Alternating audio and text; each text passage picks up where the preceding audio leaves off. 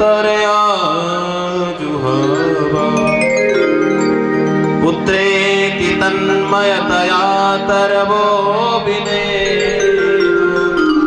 तम सर्वभूत हृदयं मुनिमानतु।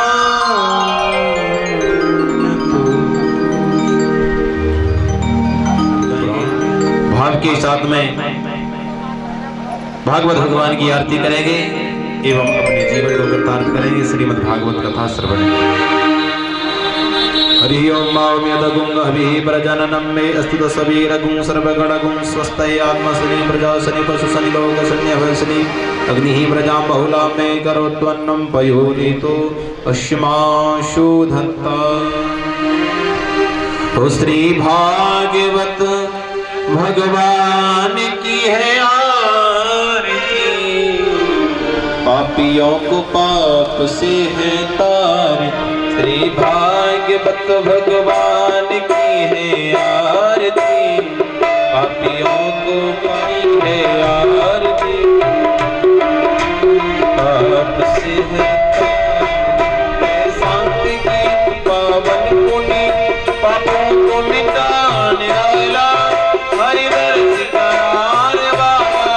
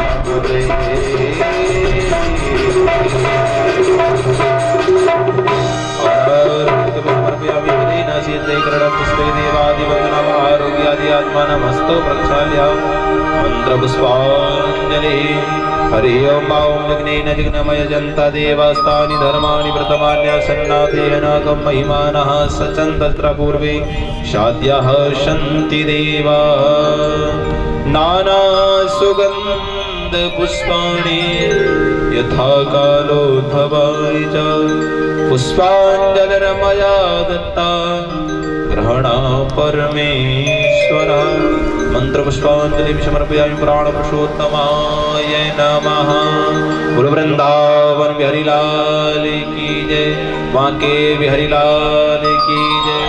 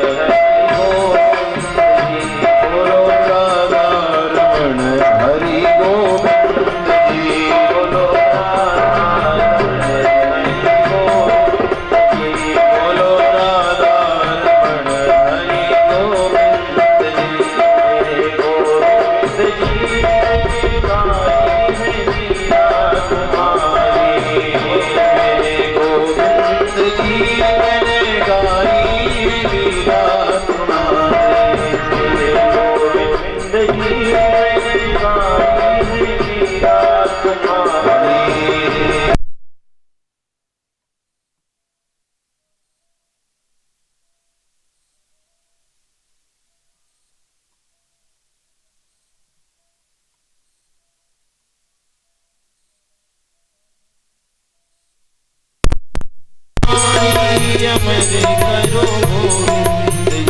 मेरी वाणी बोलो राधा रमण हरि गोविंद जी।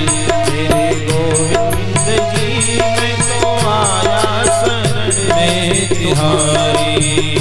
मेरे गोविंद जी मैं तो आया शरण में तुम्हारी। मेरे गोविंद जी मैंने आया शरण में तुम्हारी। मेरे गोविंद जी मैं तो आया शरण में तुम्हारी। मुझे अपना स्वीकार करो गोविंद जी। मुझे अपना स्वीकार करो गोविंद जी। मेरे अच्छे विचार करो गोविंद जी। मेरे अच्छे विचार करो गोविंद जी। मेरा जल्दी सुधार करो गोविंद जी। मेरा जल्दी सुधार करो गोविंद जी। मेरा जल्दी उद्धार करो गोविंद जी। मेरा जल्दी उद्धार करो गोविंद जी।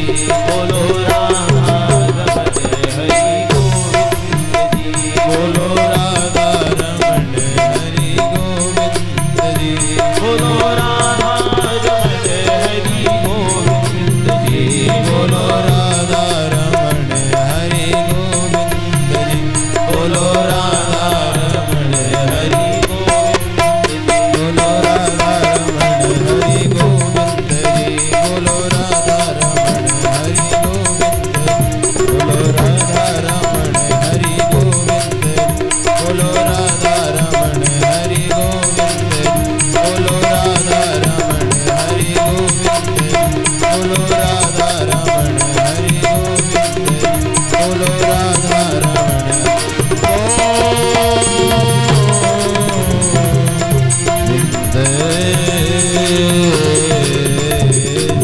श्री राधा गोविंद भगवान की जय हो। श्री बाल कृष्ण लाल की जय हो।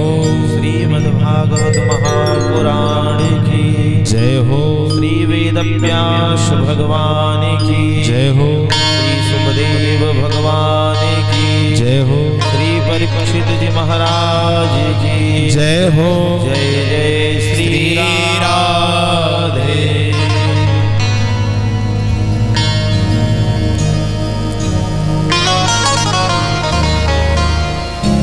अखिल हे वृत्तनी भगवान कल्पतरु। घबराने की बात नहीं है। आज कन्हैया का जन्म है। भगवान द्वारिकाधीश श्री कृष्ण कन्हैया का विवाह है आज। और शिव जी की विवाह की कथा तो आप लोग सुने ही होंगे। शिव जी के मित्र श्री कृष्ण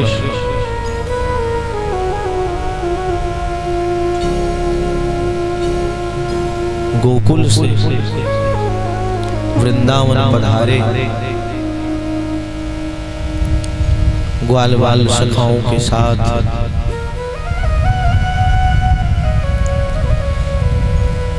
और जैसे ही भगवान वृंदावन पहुंचे बंधुओं तो कंस ने एक राक्षस भेजा बकुले के रूप में, जिसका नाम बकासुर था। भगवान बछड़ा चराने जंगल गए थे। भगवान के सखाओं ने देखा कि ऐसा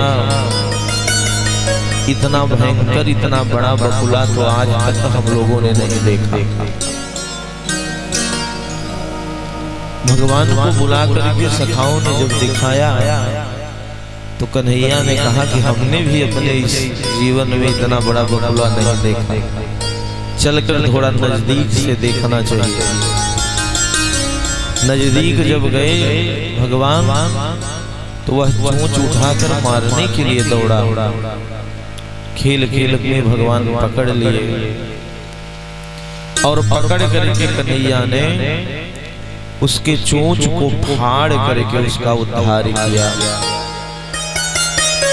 एक और दैत्य कंस भेजता है जिसका नाम था धेनुकासुर, बछड़े के रूप में आया।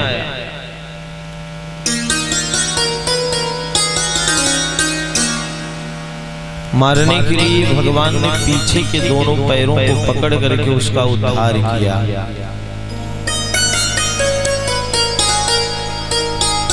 लेकिन महाराज समस्या यह उत्पन्न हो गई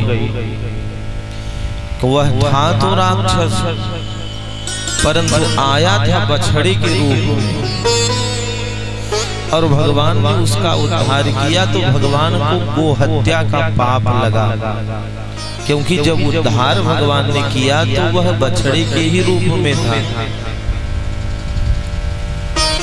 अब किशोरी राधा रानी जी नाराज हो गए, क्योंकि गोहत्या ब्रह्म हत्या संसार में छोटे मोटे तो बहुत पाप हैं, लेकिन 5 महापाप जिन पापों 5 का प्रायश्चित जो है हर ग्रंथ में, हर पुराण में, हर शास्त्र में नहीं बताया गया है। और छोटे मोटे पाप हो जाएं तो जाकर गंगा स्नान कर लीजिए, गौदान कर दीजिए, वह पाप कट जाते हैं। लेकिन ये 5 पाप महापाप ये जल्दी कटते नहीं। और कौन कौन से 5 महापाप हैं? ब्रह्मघ्नश्च, गोघ्नश्च, स्वर्णस्ते च मद्यपः, तत्संसर्गी पंचमश्च, युग्रपापा प्रकीर्तिताः। ब्रह्मघ्नश्च, ब्रह्महत्या ये महापाप है। दूसरा महापाप गोघ्नश्च, गाय की हत्या यह महापाप है। अच्छा, आज हमारे देश में क्या स्थिति है? अगर कह दीजिए कि गाय का पालन करिए तो लोग मान जाते हैं, गौ माता को घर में रख लेते हैं, गाय रखते हैं। लेकिन अगर सांड बैल अगर खेत में आ जाए तो मार करके उसका पैर भी तोड़ देते हैं। देखिए क्या भी बना, पत्थर का नंदी बनाया जाता है, पत्थर का नंदी बनाकर मंदिर में रख दिया जाता है और उस नंदी के अंदर किसी ब्राह्मण से, किसी योग्य व्यक्ति से प्राण प्रतिष्ठा वेद मंत्रों के द्वारा कराया जाता है। लोग जाकर उसके ऊपर जल चढ़ाते हैं, श्रद्धा से कान में राम राम बोलते हैं, बेलपत्र, अक्षत, धूप, दीप, नैवेद्य। लेकिन महाराज मनुष्य के द्वारा बनाए गए नंदी को, मनुष्य के द्वारा प्राण स्थापित किए गए नंदी को लोग पूजने को तैयार हैं, और जिस नंदी को परमात्मा ने बनाया उसका पूंछ उखाड़ ले रहे हैं। अब सोच लीजिए, एक निवेदन आपसे करें, संस्कृत में गाय और बैल का रूप अलग अलग नहीं चलता। संस्कृत में केवल एक ही शब्द है। कौन सा शब्द? गो। केवल गो है। जो संस्कृत पढ़े होंगे वो जानते हैं। हिंदी में गाय और बछड़ा अलग होता है, गाय बैल अलग होता है, गाय वत्स अलग होता है। लेकिन संस्कृत में गो मात्र इसी एक शब्द का उच्चारण कह देने से गाय का भी बोध होता है और सांड का भी बोध होता है, एक ही शब्द से। पुराणों में अमरकोश, शब्दकोश इत्यादि में गो से सांड को भी संबोधन किया गया है। अब आप समझ लीजिए कि यह जो श्लोक है, गोघ्नश्च, गाय को मारने से जितना पाप लगेगा महाराज, अगर आपने सांड को भी मारा है तो 1% कम नहीं लगेगा, उतना ही पाप लगेगा।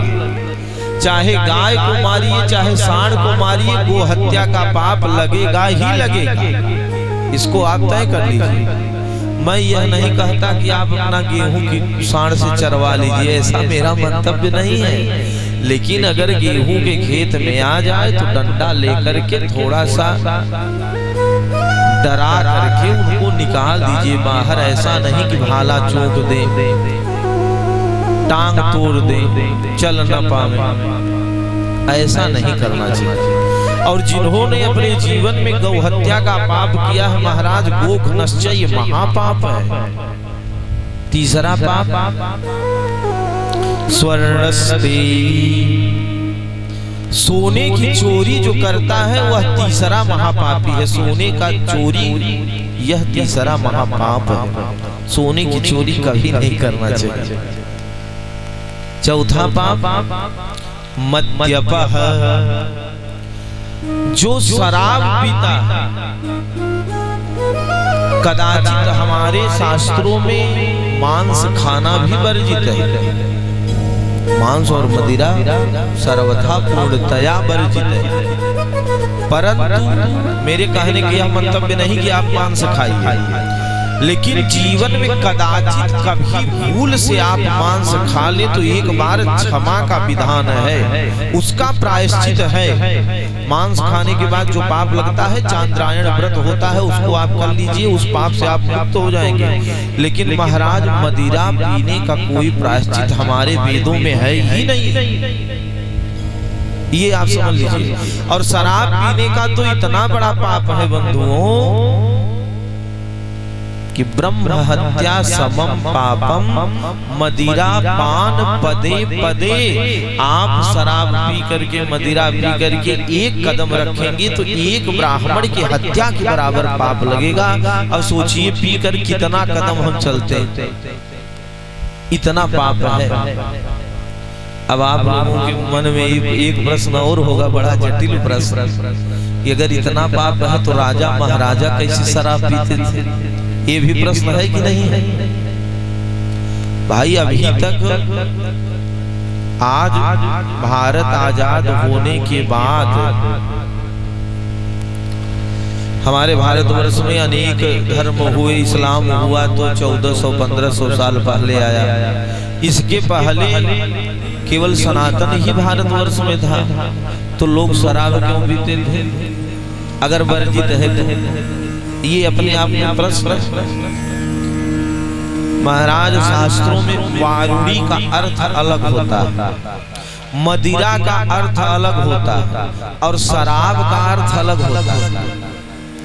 वारुणी पेड़ से निकाली जाती है, जैसे ताड़ के पेड़ से जो रस निकाला जाता है उसका गुड़ भी बनता है, लोग पीते भी। उसी प्रकार वारुणी पेड़ से निकलती है, जो देवताओं को चढ़ती है। पेड़ों के रस, डालियों से वारुणी निकाली जाती है। मदिरा का अर्थ है महाराज 36 प्रकार की आयुर्वेद। बाघ भट्ट जी की आयुर्वेद मंजरी है, उसको आप लोग पढ़ लीजिएगा, इतनी मोटी आती है। उसमें यह बात स्पष्ट बाघ भट्ट जी ने लिखी है, मदिरा का अर्थ है 36 प्रकार की औषधियों को एक पात्र में मिलाया जाए और उसमें शहद मिलाया जाए, उसका नाम मदिरा है। अब उन औषधियों में नागर मोथा, लवांग, इलायची, जावित्री इत्यादि जो है 36 प्रकार की औषधियां होती हैं। और उन्हीं औषधियों को विपरीत स्थिति में मिला दी जाए तो वह शराब हो जाती है, वह शराब हो जाती है। विपरीत स्थिति में मिलाने के बाद भी वह उतना हानिकारक नहीं है जितना कि महुआ के द्वारा बनाई गई शराब हानिकारक है। जैसे एक उदाहरण से आप लोगों को बता दें, कभी करिएगा मत, ये बहुत खतरनाक उदाहरण है, नहीं तो फंस जाएगा। एक गिलास दूध लीजिए, प्रत्येक आदमी के घर में दूध होता है, जिन्हें गाय भैंस नहीं रखा होगा तो बाजार से तो दूध लेते ही होंगे, बिना दूध के तो काम चलता नहीं। एक गिलास कुनकुना दूध लीजिए, एक छोटे चम्मच से उस दूध में शहद डालिए और एक उसी चम्मच से उतनी ही मात्रा में आप घी डालिए, गाय का घी। कोई अगर दुबला पतला व्यक्ति हो, चाहे स्त्री हो पुरुष हो, कोई भी व्यक्ति हो, बहुत ज्यादा अगर दुबला है तो उस व्यक्ति को सुबह बासी मुंह एक गिलास यह दूध पिला दिया जाए तो 1 महीने में हमारे जैसे मोटा हो जाएगा। समझ लेकिन अब इसका ज्ञान समझिए, इसमें मतलब कितनी सावधानी की आवश्यकता है।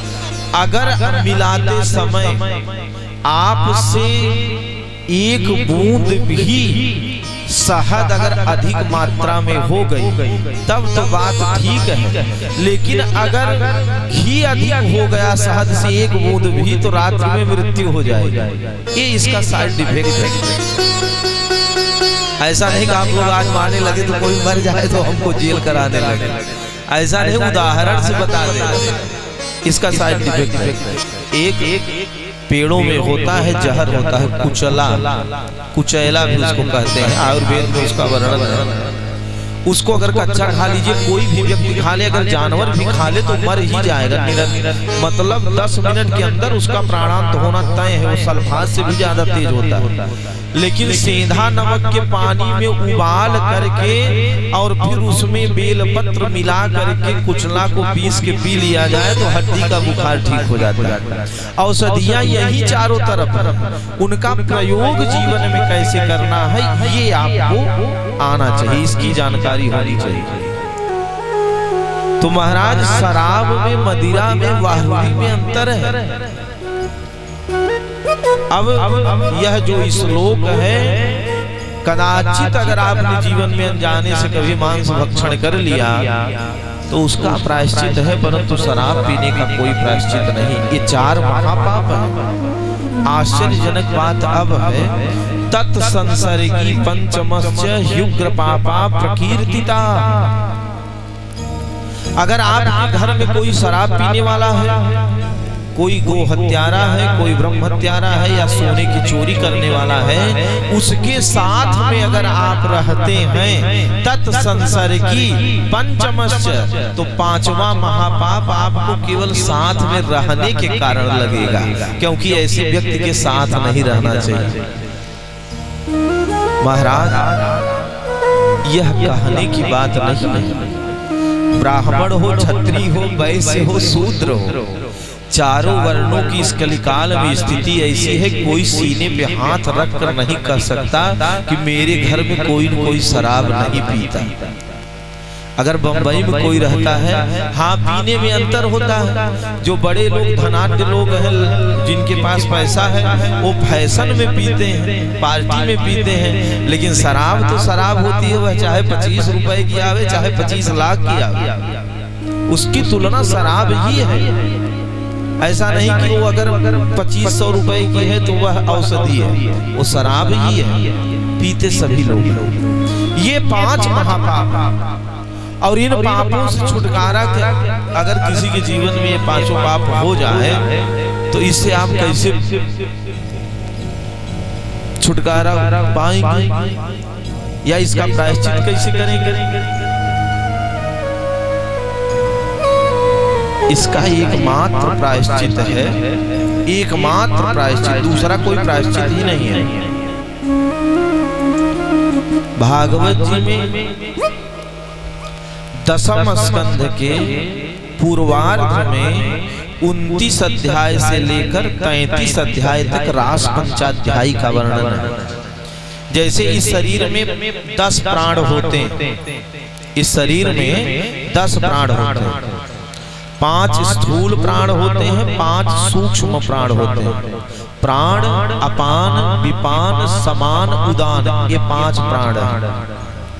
और 5 सूक्ष्म प्राण हैं, नाग, देवदत्त, कृकल, धनंजय, वासुदेव, ये 5 सूक्ष्म प्राण हैं। इन्हीं 10 प्राणों से यह शरीर संचालित होता है। उसी प्रकार भागवत जी में जो 5 प्राण मुख्य हैं, भागवत जी का जो हृदय है, जो प्राण है, वह रास पंचाध्यायी है। और रास का पाठ अगर आपको कदाचित ये पाप लग जाए तो रास पंचाध्यायी का पाठ आप अपने हाथों से करिए, अपने नेत्रों से देख करके संस्कृत में। अगर नहीं कर सकते तो संकल्प करके किसी ब्राह्मण से करा दीजिए। मात्र 1 घंटे का पाठ है, लेकिन शर्त एक है कि यह किसी के किनारे होना चाहिए और कुश के आसन को बिछा करके उस पे ब्राह्मण भी बैठे, यजमान भी बैठे, तब इस पाप से आप मुक्त हो सकते हैं।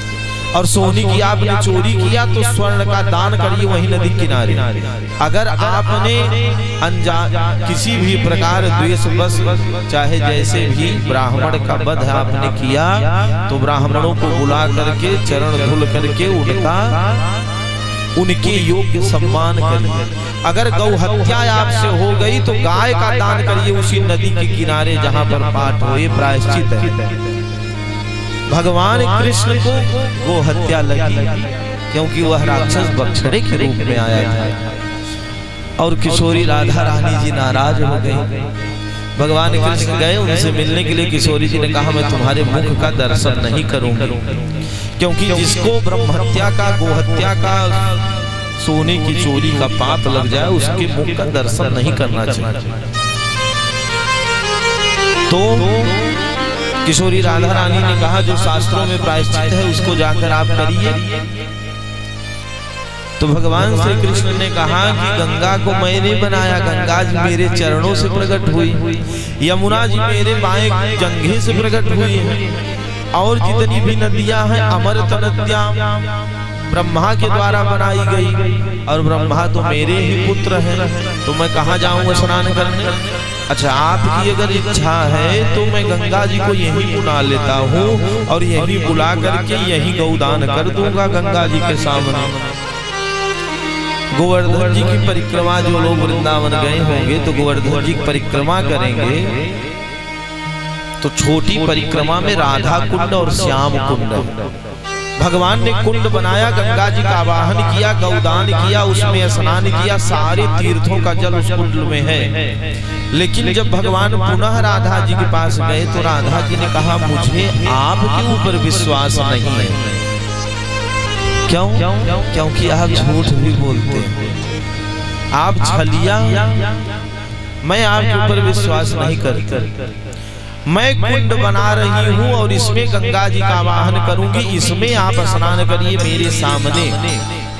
ठीक कृष्ण कुंड के बगल में राधा कुंड है। राधा जी ने पुनः गंगा, यमुना, सरस्वती, सरयू इत्यादि नदियों का आवाहन किया, सारे तीर्थों का आवाहन किया, सप्तपुरियों का आवाहन किया, अयोध्या, मथुरा, माया, काशी, कांची, ह्यवंतिका, पुरी, द्वारावती चैव सप्तैते मोक्षदायिका, मोक्षदायिनी 7 पुरियां वहां अदृश्य रूप से उपस्थित हुई। और तब भगवान कृष्ण उसी कुंड में स्नान किए, तब राधा रानी प्रसन्न हुई और गो हत्या का उनके प्रायश्चित हुआ।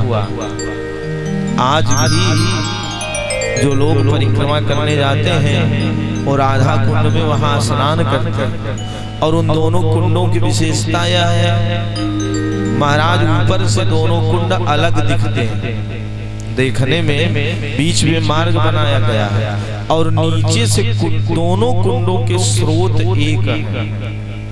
अभी भी जो लोग जाते हैं कार्तिक के महीने में उड़ीसा, बंगाल, मध्य प्रदेश, हरियाणा, पंजाब, दिल्ली के लोग वहाँ कल्पवास करते हैं।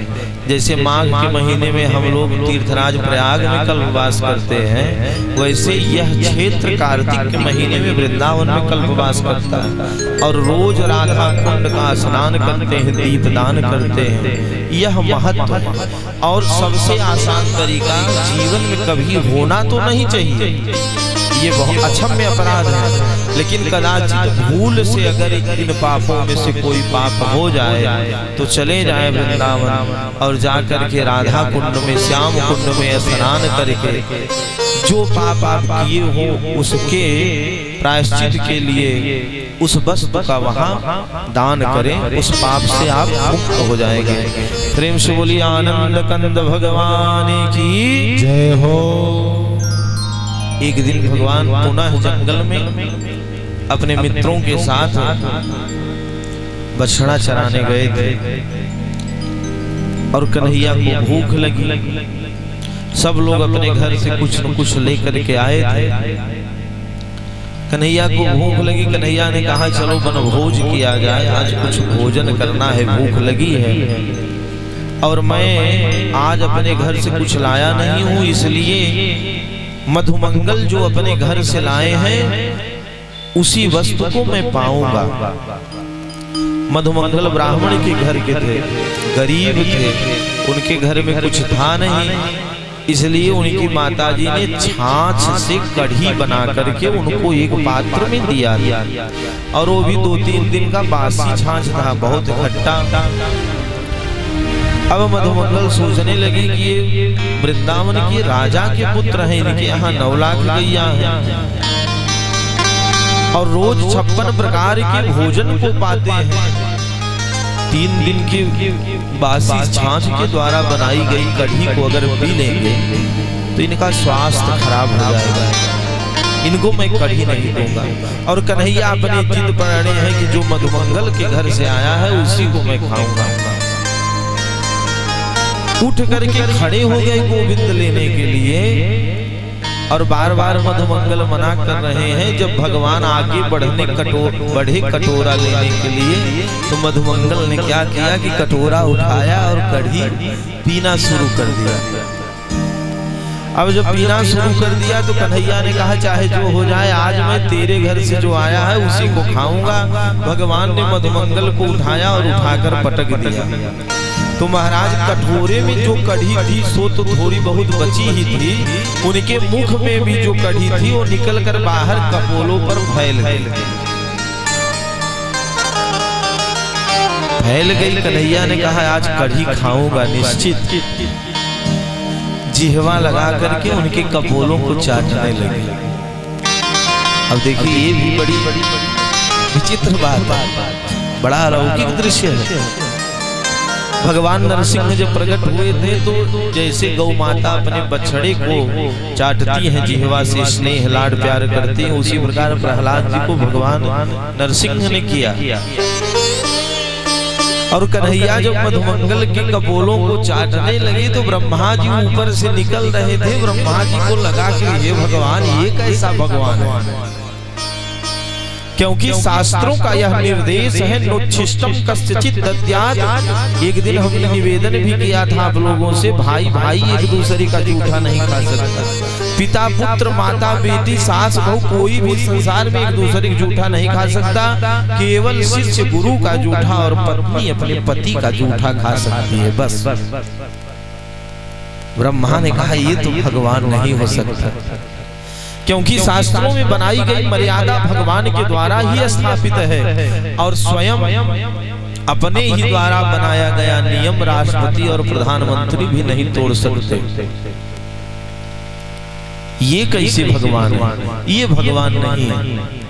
परीक्षा लेने की दृष्टि से ब्रह्मा जी भगवान के बछड़े और जितने भी उनके ग्वाल वालों के बछड़े थे सब बछड़ों को चुरा लिए। अब बछड़े जब नहीं दिखाई दिए तो भगवान ने कहा चलो बछड़ों को ढूंढा जाए। मित्रों ने कहा आप यहीं रुकिए, हम जा रहे हैं बछड़ों को ढूंढ करके ले आते हैं। जब गए मित्र लोग बछड़ों को ढूंढने तो ब्रह्मा जी लौट के पुनः आए और मित्रों को भी चुरा कर लेकर चल दिए। अब महाराज एक तरफ इधर देखे तो ग्वाल बाल नहीं, इधर देखे तो बछड़े नहीं। भगवान चिंतित हो गए कि भाई कहाँ चले गए सब लोग, कोई राक्षस आ गया, क्या हो गया, कुछ पता ही नहीं चल रहा है। महाराज जब ध्यान लगा करके कन्हैया ने देखा तो समझ गए कि ये ब्रह्मा की चतुराई है। ब्रह्मा को सृष्टि करने का अभिमान हो गया, अभिमान हुआ। यद्यपि सृष्टि करने की कुशलता उनके अंदर हमने ही दी है, और हमसे ही चतुराई। कन्हैया ब्रह्मा के पास नहीं गए, उन्होंने अपने ही रोम रोम से जितने ग्वाल बाल बछड़े थे सबको प्रकट कर दिया दूसरे स्वरूप से। सर्वस्वरूप बभौ, स्वयं अपने आप को ही सारे रूपों में विभक्त कर लिया। अमित रूप प्रगटे तेहि काला, भगवान प्रकट हुए। और भागवत जी में तो ऐसा लिखा है बंधुओं, यावत वत्सप वत्स काल्पक वपुर यावत करांघ्रादिकम, जो बछड़ा जिस कलर का था, जितना ऊंचा, जितना छोटा, जितना मोटा, जितना चौड़ा, उस प्रकार के भगवान बन गए। यहाँ तक कि जो मित्र उनके थे, उनके अंगूठे की रेखा जैसी थी, वो भी रेखाएं वैसे, मालाएं भी वैसे, सेम वही हो गए, किसी को पता ही नहीं चला। अब यहाँ तो 1 वर्ष बीत गया ये लीला करते करते, लेकिन ब्रह्मा जी वहां गए ब्रह्मलोक, 1 सेकंड वहां रुके तो यहाँ का 1 वर्ष बीत गया था। ब्रह्मा जी ने सोचा कि चलो देखो, अगर रोता होगा, परेशान होगा तो लौटा दूंगा। ब्रह्मा की 1 रात्रि कितनी बड़ी होती है जानते हैं आप लोग? 1 रात्रि ब्रह्मा की कितनी बड़ी होती है? 74 बार, 1 बार नहीं, 74 बार सतयुग त्रेता द्वापर कलयुग जब बीतता है, 74 बार सतयुग द्वापर त्रेता कलयुग जब बीतता है तो देवताओं की 1 रात्रि होती है, देवताओं की 1 रात्रि होती है। और कलयुग की आयु कितना है? 4,32,000 वर्ष। ठीक इससे डबल द्वापर की आयु है, इससे डबल त्रेता की आयु है, उससे डबल सतयुग की आयु है। अब आप समझ लीजिए कि 74 बार जब यह बीतता है, तब जो है चतुर्युगी 74 बार बीतने के बाद देवताओं की 1 रात्रि होती है, और देवताओं की 6 महीने की रात्रि ब्रह्मा की 1 रात्रि होती है। समझ लीजिए कितना बड़ा दिन। और सब लोग आ गए, ब्रह्मा जी ने कहा कि अब चलो वहां देखो, जाकर वहां देखो, तो वहां भी यहाँ भी ब्रह्मा के कतरे नेति सत्यम ज्ञातुम कथंचन, 4 सिर ब्रह्मा के हैं, चकरा गए कि वो सत्य है जो वहां है कि ये सत्य है जो यहाँ है, कौन सत्य है? आगे आगे ग्वाल बाल बछड़ों को बड़ी ग्लानि हुई ब्रह्मा जी को, मैंने परमात्मा की सत्ता में संदेह किया। लेकर के आए कदम्ब के वृक्ष के नीचे भगवान कमल की माला पहने हैं। ब्रह्मा जी ने भगवान के चरणों में प्रणाम किया, और प्रणाम करके भगवान की 40 श्लोकों में बड़ी सुंदर स्तुति ब्रह्मा जी ने किया। बहुत सुंदर स्तुति है। नौमीत्यते भवपुषे तडिदंबराय गुंजावतंश परिपेक्षल लक्ष्मस्त्रिये मृदुपदे पशुपांगजाय। हे नाथ, नौमीत्यते भवपुषे तडिदंबराय, नौमी मैं आपको नमस्कार करता हूँ। किसको? परमात्मा को नहीं, मैं नारायण को नहीं जानता। पशुपांगजाय, पशुपः नंदः तस्य अंगात् जातः पशुपांगजः।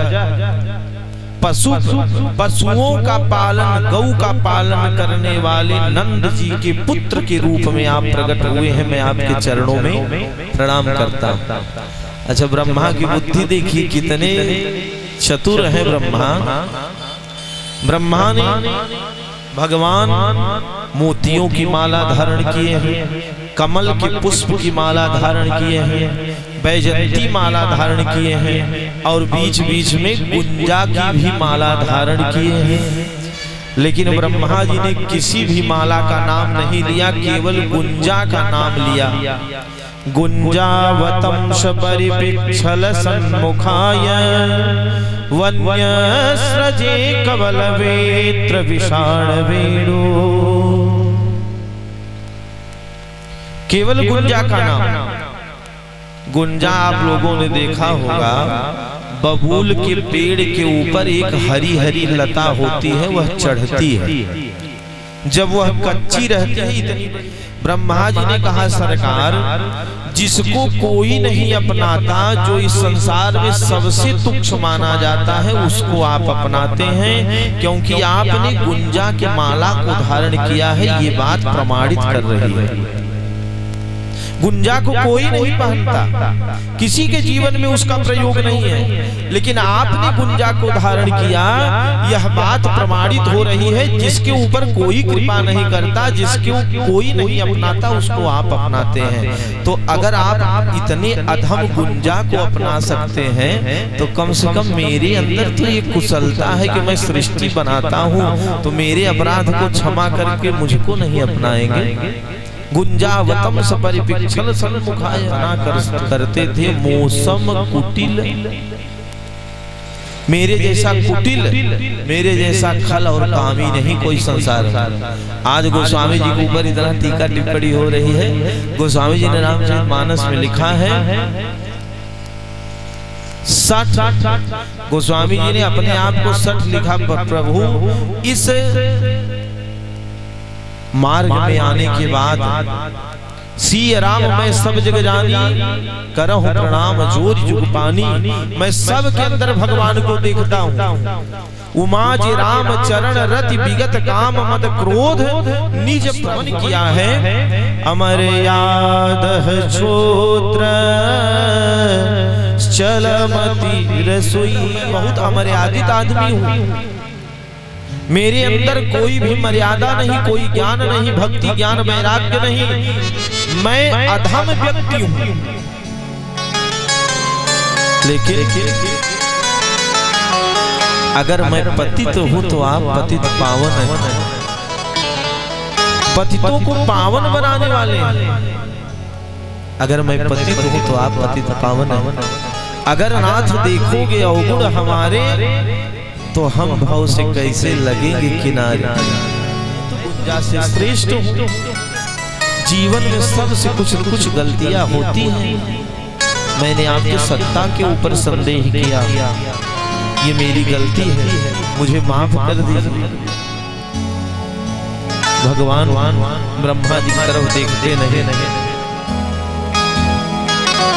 फिर ब्रह्मा जी ने ब्रजवासियों की स्तुति करना प्रारंभ किया, क्योंकि भगवान भक्त की स्तुति सुनते हैं।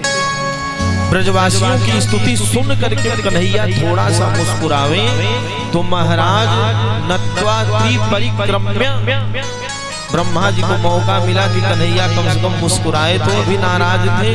प्रणाम करके 3 बार प्रणाम करते और परिक्रमा करके ब्रह्मलोक प्रस्थान किए। एक निवेदन है आप लोगों से, जैसे लोग पूछते हैं तो महाराज पूजा करते हैं लेकिन कोई फल नहीं मिलता। ये प्रश्न बड़ा श्रेष्ठ है। आज हमारे पास एक माता जी आई थी, उनका स्वभाव बड़ा अच्छा लगा हमको, और उन्होंने कुछ समस्याएं अपनी बताई, और ये भी उन्होंने बताया कि महाराज हम नित्य 2-3 घंटे पूजा करते हैं, लेकिन उस पूजा का कोई लाभ नहीं मिल रहा, भगवान प्रसन्न नहीं हो रहे। देखिए, पहली बात तो यह है, इतना जीवन में नोट कर लीजिए कि जो होने वाला है उसको भगवान भी नहीं बदल सकते। वो होना तय है और अवश्य में वो वह होगा। अंतर क्या है? जैसे एक्सीडेंट होना तय है, हाथ पैर टूटना तय है, लेकिन अगर आपके ऊपर भगवत कृपा हो गई तो एक्सीडेंट तो होगा ही होगा, लेकिन जहां हाथ पैर टूटना था वहां एक अंगुली ही टूट जाएगी। यही केवल इतना अंतर है। भगवान आपके भाग्य को नहीं बदल सकते। सुनहु भरत भावी प्रबल बिलखि कहेउ मुनिनाथ, हानि लाभ जीवन मरण, जस अपजस विधि हाथ। मंदिर जाने का अर्थ यह नहीं है कि भगवान प्रकट होकर के आपका बुखार ठीक कर दे, ये अर्थ नहीं होता। मंदिर जाने के बाद एक ऊर्जा मिलती है, मंदिर जाने के बाद मन में संतोष होता है, शांति मिलती है। उस ऊर्जा के लिए लोग मंदिर जाते हैं। अगर आपके जीवन में कोई समस्या आ गई, उसका निराकरण न हो रहा हो, तो मेरी बातों को अगर आप विश्वास मानते हैं तो कहीं भी मंदिर में जाइए और भगवान के सामने नेत्र बंद मत करिए, नेत्रों से भगवान को देखिए, नेत्रों से भगवान को देखिए और देखते देखते रहिए भगवान को। मुंह से केवल आप भगवत नाम उच्चारण करिए। आप बैठे बैठे कोई नहीं आएगा, आधे घंटे में मात्र 30 मिनट में आपके मस्तिष्क में ही उस समस्या का समाधान मिल जाएगा। इसको प्रैक्टिकल करके देख लीजिएगा, ये मंदिर का प्रभाव। और महाराज पूजा पाठ जब कोई नहीं करता, हम अपने जीवन की एक घटना आपको बता दें। हम शास्त्री कर रहे थे, बीए वृंदावन में थे, किसी काम से प्रयागराज आए और प्रयागराज से पुनः वृंदावन जा रहे थे। महाराज पैसा नहीं था, सत्य बोल रहा हूँ, असत्य नहीं, पैसा नहीं था कि टिकट ले। और उस समय दाढ़ी मूछ भी नहीं, माने बहुत ज्यादा उम्र रही होगी, 17-18 साल की उम्र थी। ये बात 2011 या 12 की है। इसे टिकट नहीं लिए, हम ट्रेन में बैठे, जयपुर एक्सप्रेस जाती है प्रयागराज से मथुरा, और बैठ गए। महाराज संयोग की बात कि जनरल में कभी टीटी जो है चेक नहीं करता था। कानपुर में ट्रेन रुकी और टीटी चेक करने लगे, और हम देख रहे थे रास्ता कि उतर कर हम कहीं दूसरे जगह खड़े हो जाएं जिससे मुझे पकड़े न।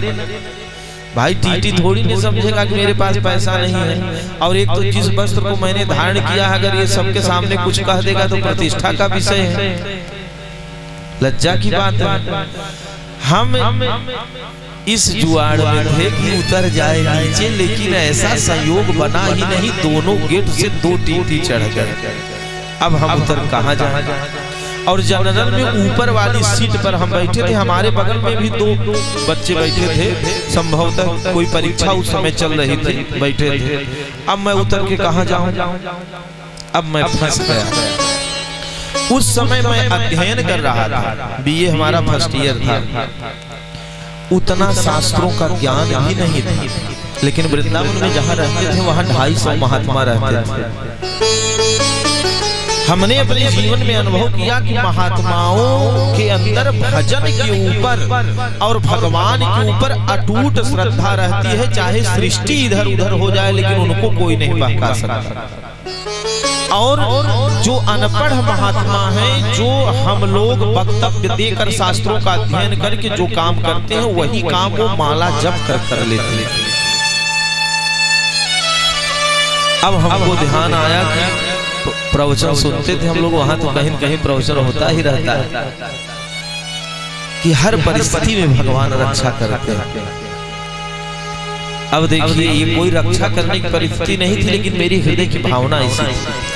भगवान की कृपा से संध्या करने का सारा सामान साथ में हम लोग लेकर के चलते हैं। सुबह सूर्यार्घ्य देना पड़ता है, चंदन लगाना पड़ता है, माला झोली भी साथ में थी, तुलसी की माला थी, निकाल ली और निकाल करके आंख बंद कर ली कि मैं टीटी की तरफ देखूंगा नहीं।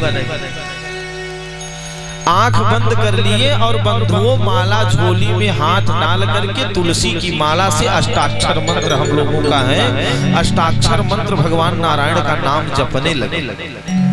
टीटी आया, किसी से 200 रुपया, किसी से 500 रुपया। हमारे बगल में जो 2 लोग बैठे थे, एक लोग टिकट लिए थे, एक नहीं लिए थे, उससे 300 रुपया वसूल करके गया। लेकिन मुझको डिस्टर्ब नहीं किया, हाथ भी नहीं लगाया, न तो यही कहा कि बाबा जी पैसा दीजिए। मतलब मुझे पता ही नहीं चला कि कब वो चला गया। जब ट्रेन चलने लगी, सत्य बोल रहा हूँ, तब मैं अपनी आंख खोला, मैंने अपने नेत्रों को तब खोला जब ट्रेन चलने लगी।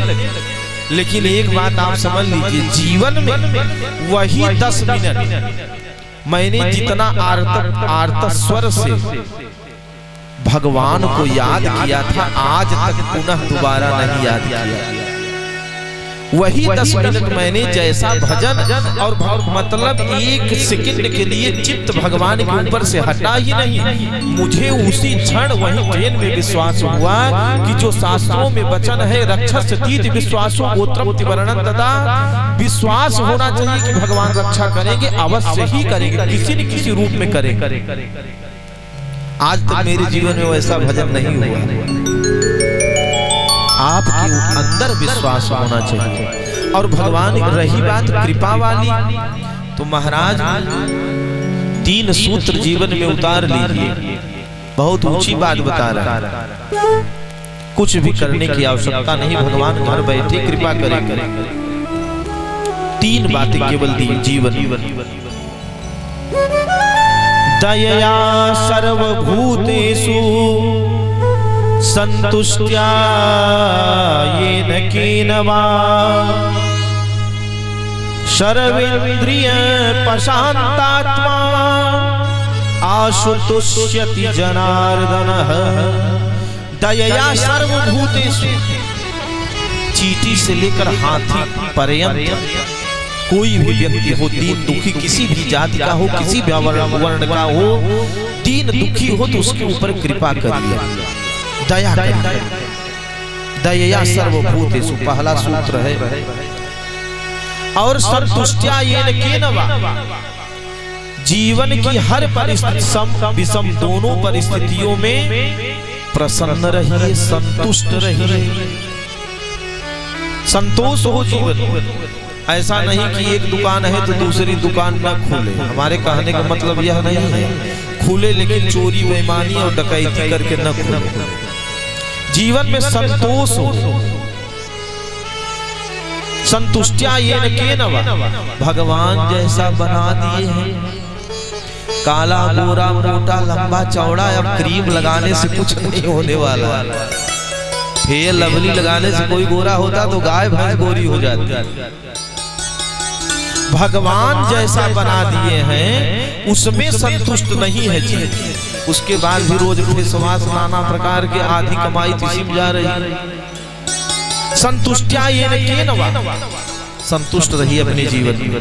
भगवान ने हमको जैसा भी बनाया, जिस भी जाति में उत्पन्न किया, जिस भी वर्ण में उत्पन्न किया, किसी भी प्रकार अगर मनुष्य बनाए हैं, तो मैं इस संसार में अलौकिक हूँ, मेरे जैसा कोई नहीं इस संसार में, ये गर्व होना चाहिए। तीसरी बात, सर्वेन्द्रिय प्रशान्तात्मा आशुतुष्यति जनार्दनः। जिह्वा पर और काम पर, इस पे निग्रह होना चाहिए। समोसा और चाट हम लोग भी खाते हैं, ऐसा नहीं कि नहीं खाते हैं, लेकिन आपके खाने में और हमारे खाने में अंतर होता है।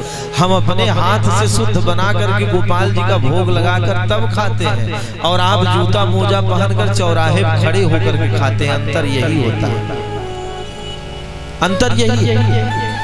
ऐसा नहीं कि जिह्वा जिस चीज को मांग रही, जिस वस्तु की कामना कर रही, वही आप जिह्वा को दे दीजिए।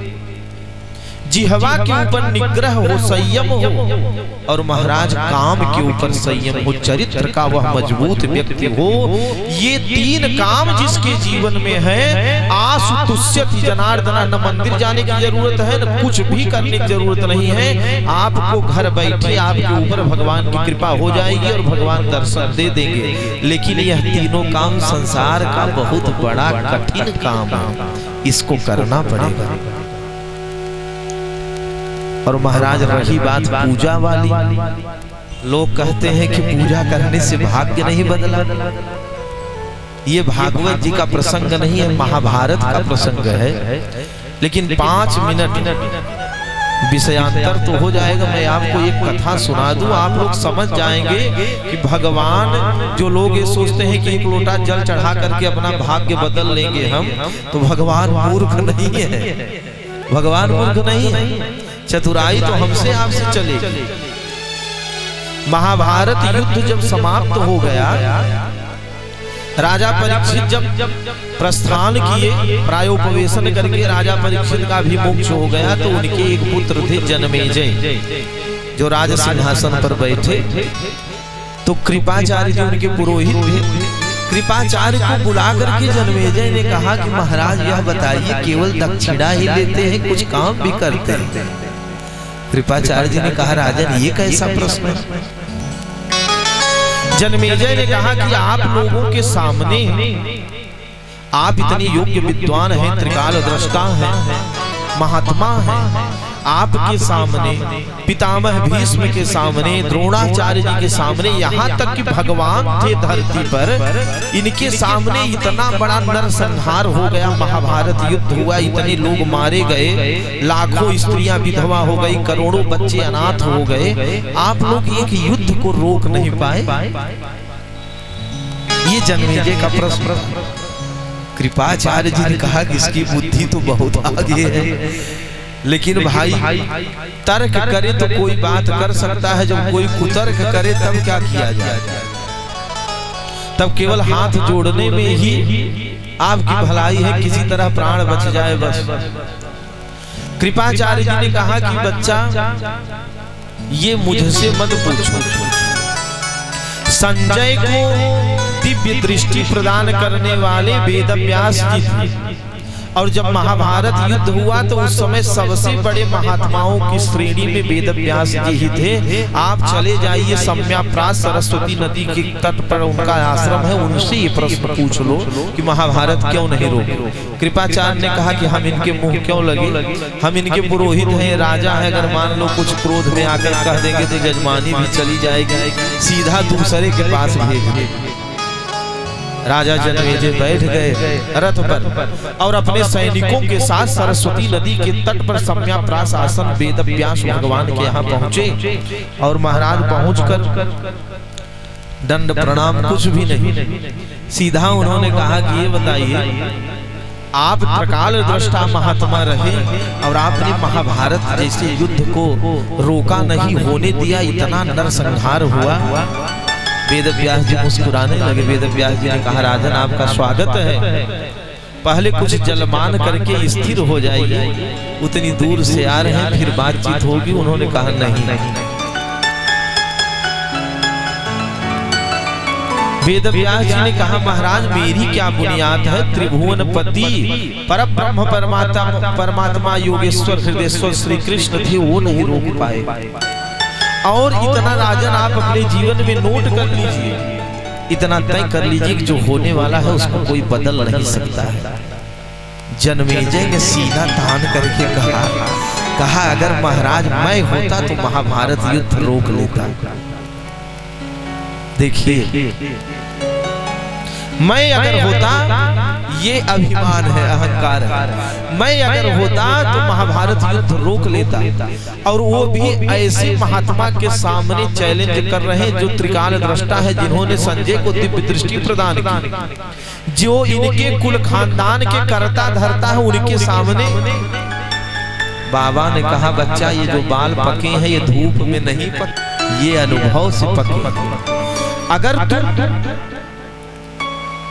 काल की गति को, भाग्य को रोकने की क्षमता रखते हो तो जा, तेरे भाग्य में जो होने वाला है उसको मैं बता देता हूं, तू रोक के दिखा।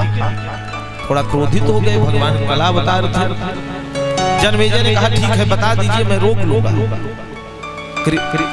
वेदव्यास जी ने कहा राजन, 2 वर्ष के अंदर, 2 वर्ष बीतेगा नहीं, काले घोड़े के ऊपर बैठकर दक्षिण दिशा में जाओगे, और दक्षिण दिशा में समुद्र के अंदर एक राजकुमारी स्नान करती तुम्हें दिखेगी, उसके ऊपर मोहित होकर के आओगे, लेकर के अश्वमेध यज्ञ करोगे, और उस यज्ञ में नाराज होकर के ब्राह्मणों के ऊपर क्रोधित होकर के तुम 23 ब्राह्मणों का वध करोगे, और इसके बाद तुम्हें ब्रह्महत्या का पाप लगेगा, तुम पुनः मेरे पास लौट करके आओगे और मैं तुम्हें अपने शिष्य जैमिनी के पास भेजूंगा। महाभारत की कथा तुम सुनोगे तब तुम्हारा यह पाप मुक्त होगा।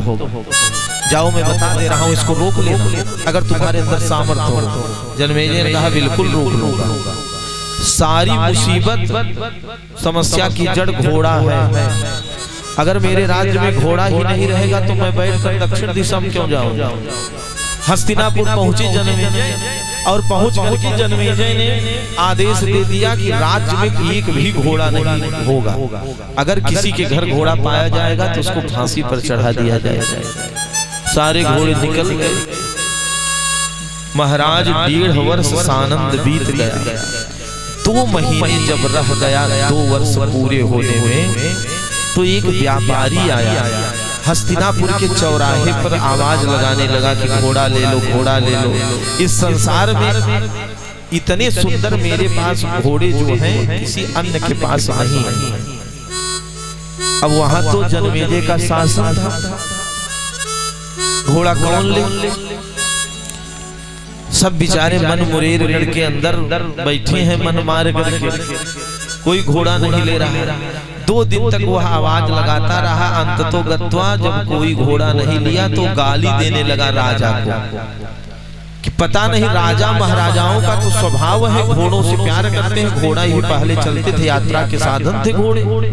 पता नहीं कैसा नपुंसक राजा है यह कि इसको घोड़े ही नहीं चाहिए। इसके यहाँ घोड़े ही नहीं जिलाए जाते, इसके यहाँ घुड़सवार ही नहीं है, अश्वशाला ही नहीं है।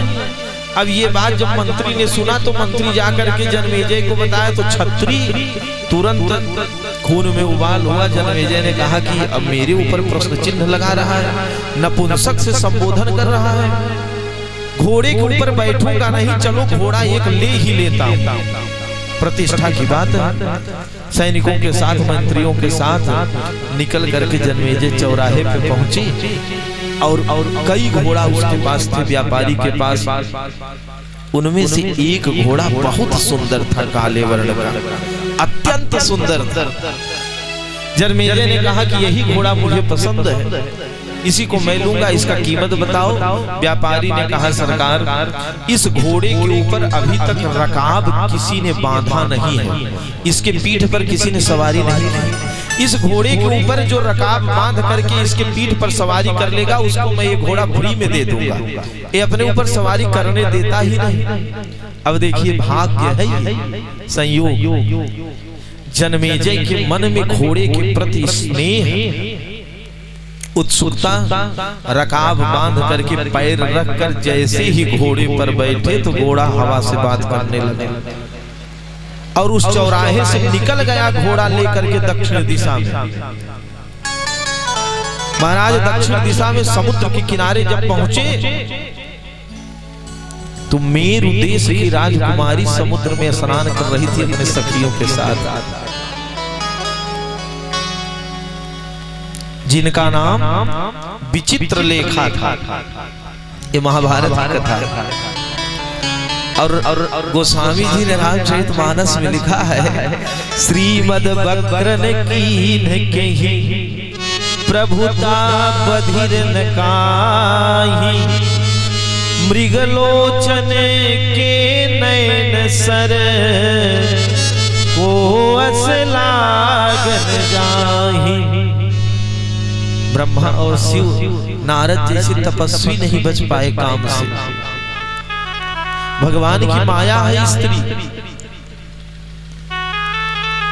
मोहित हो गए राजकुमारी को देखकर। वही समुद्र के किनारे ही पानी ग्रहण करके राजकुमारी को लेकर लौटे। राजकुमारी जब महल में आई तो राजकुमारी ने कहा कि पतिदेव, मेरा एक संकल्प है। मैंने यह संकल्प किया था भगवान शिव के सामने कि अगर किसी राजा से मेरा पाणी ग्रहण होगा तो विवाह के तुरंत पश्चात ही अश्वमेध यज्ञ होगी। अब देखिए उसके प्रति इतना आसक्त थे राजा जन्मेजय, अश्वमेध यज्ञ का आयोजन करवाया। 25 ब्राह्मण उसमें वर्णित किए गए। 2 बुजुर्ग ब्राह्मण थे और 23 ब्राह्मण नवयुवक थे। यज्ञ संपन्न हुई। पूर्णाहुति के बाद अश्वमेध यज्ञ का एक विधान है, यजमान की पत्नी अपने हाथ से चंदन का लेप घोड़े के पूरे शरीर में करती है और फिर वही घोड़ा छोड़ा जाता है विजय के लिए। राजकुमारी जब चंदन का लेप एक पात्र में लेकर के बैठी और घोड़े के पास घोड़े के अंगों में जब लेप करने लगी तो घोड़ा हिनहिना कर खड़ा हो गया। और जब खड़ा हो गया तो राजकुमारी के जो वस्त्र थे अस्त व्यस्त हो गए। 23 ब्राह्मण सामने ही बैठे थे। ब्राह्मण लोग देखकर मुस्कुराने लगे। रानी ने देख लिया, क्रोधित हो गई और जाकर के कोप भवन में रानी ने राजा जन्मेजय से कहा कि मैं पानी का एक बूंद तभी ग्रहण करूंगी जब इन ब्राह्मणों ने जो देखकर मुझको मुस्कुराए हैं इनका सर कलम हो जाएगा। राजा जन्मेजय अपने दरबार के सामने 23 ब्राह्मणों को खड़ा करके तलवार से सर कर्म करवा दिया। महाराज ब्रह्म हत्या का पाप लगा, पूरे शरीर में कोढ़ हो गया, स्त्री नष्ट हो गई, ऐश्वर्य वैभव संपदा सब नष्ट हो गई। पुनः भटकते हुए वेद व्यास जी के पास पहुंचे।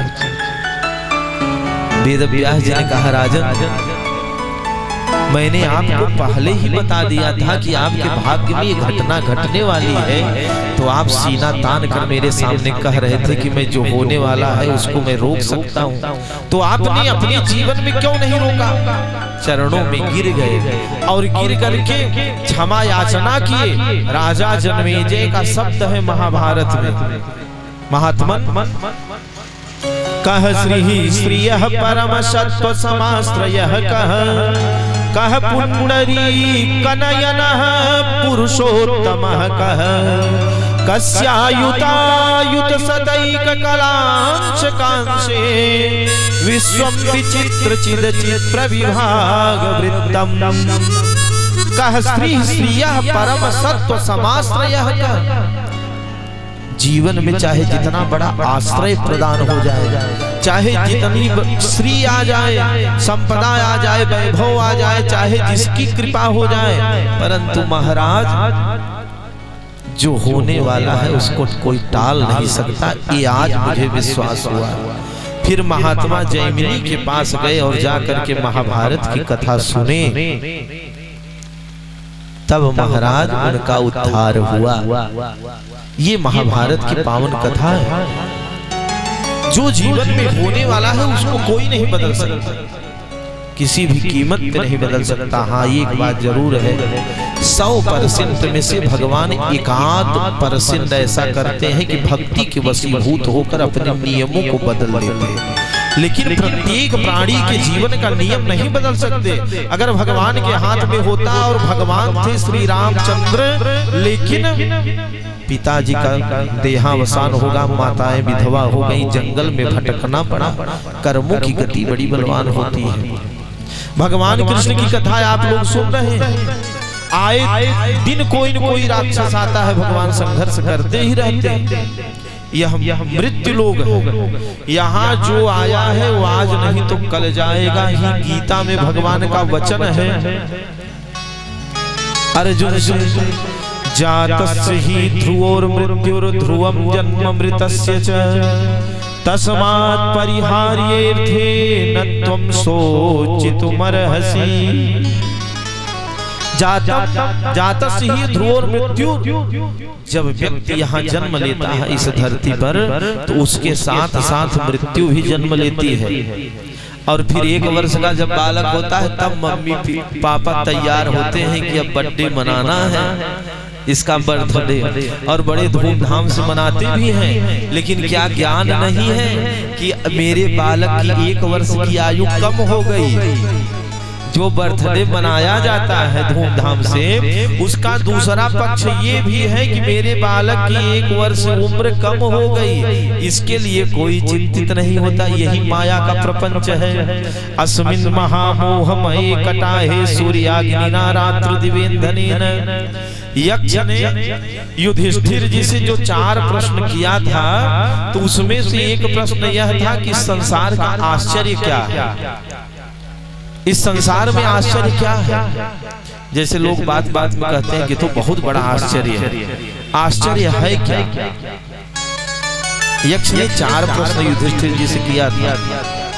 को वार्ता च किमाश्चर्यम कह पंथा कश्च मोदते इति मे चतुरः प्रश्नान् पूरयित्वा जलम पिब। और चारों प्रश्नों में एक प्रश्न यह था कि आश्चर्य क्या है। तो युधिष्ठिर जी ने क्या उत्तर दिया था जानते हैं? अहन्यहनि भूतानि गच्छन्ति हयमालयम् शेषाश्च स्थातुमिच्छन्ति ततः आश्चर्यमतः परम्।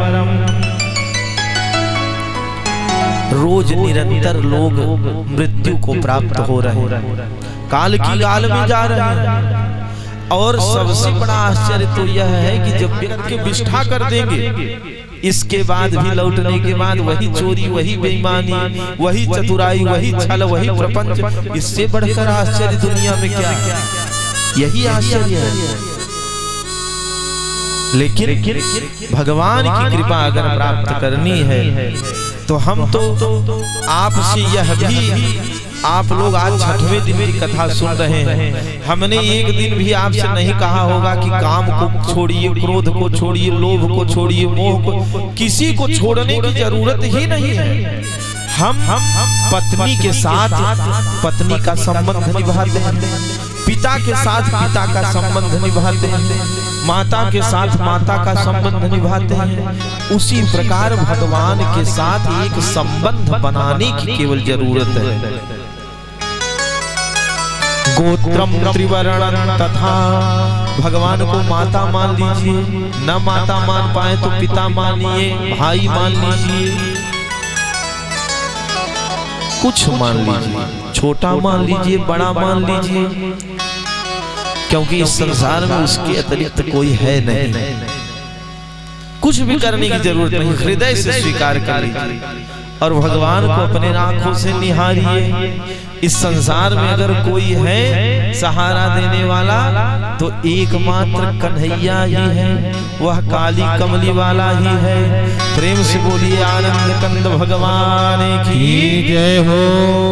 काली कमली वाला मेरा यार है, मेरे मन का मोहन तू दिलदार है। काली कमली वाला मेरा यार है, मेरे मन का मोहन तू दिलदार है। काली कमली वाला मेरा यार है, मेरे मन का मोहन तू दिलदार है। काली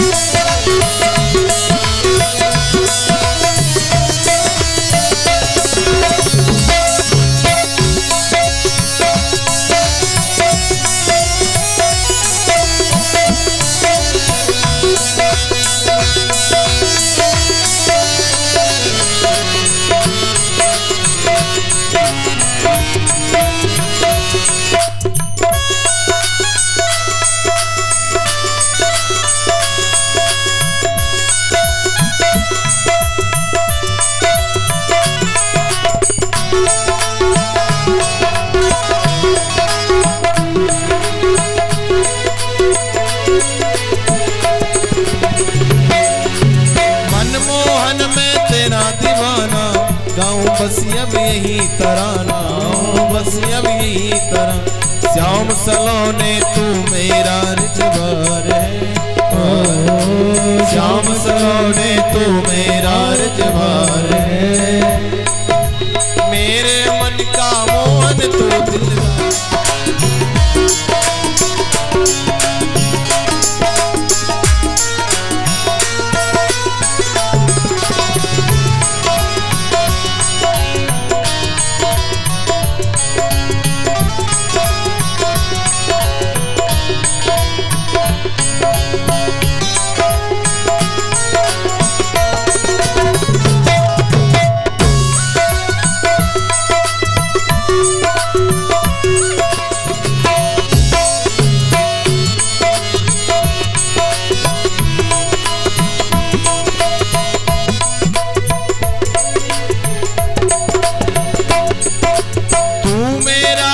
तेरा प्यारे, यह जीवन अब तेरे सहारे, यह जीवन अब तेरे सहारे, यह जीवन अब तेरे सहारे। तू मेरा मैं तेरा प्यारे, यह जीवन अब तेरे सहारे, यह जीवन अब तेरे सहारे। तेरे हाथ इस जीवन की पतवार है, बार है, तेरे हाथ इस जीवन की पतवार है। मेरे मन का मोहन तो दिलदार है, काली कमली वाला मेरा यार है। मेरे मन का मोहन तो दिलदार है।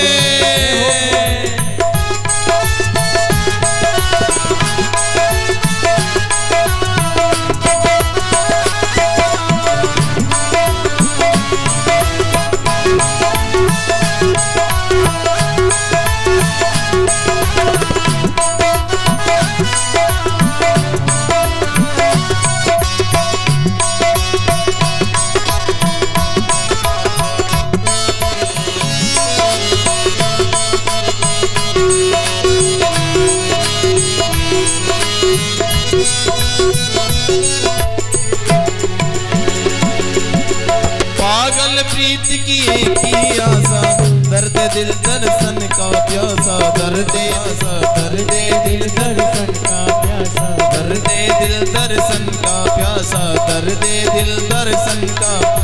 तेरे हर वादे पे मुझे एतबार है, तेरे हर वादे पे मुझे एतबार है।